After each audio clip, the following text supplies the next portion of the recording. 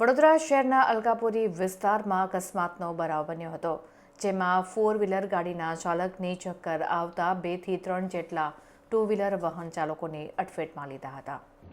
Eco કારનો ચાલક station તરફથી અલકાપુરી તરફ આવી રહ્યો હતો, ત્યારે ચક્કર આવતા ડ્રાઇવિંગ પરથી કાબુ ગુમાવી દીધો હતો અને 3 થી 4 જેટલા 2 વ્હીલર વાહનોને અડફેટમાં લીધા હતા। સર્કિટ હાઉસની સામે સિયારામ ચેમ્બર પાસે આ અકસ્માતની ઘટના બની હતી। અકસ્માતને પગલે અકોટા પોલીસ સ્ટેશનનો સ્ટાફ ઘટના સ્થળ પર દોડી આવ્યો હતો અને 4 વ્હીલર કારના ચાલકને અકોટા પોલીસ સ્ટેશન ખાતે લઈ જવામાં આવ્યો હતો।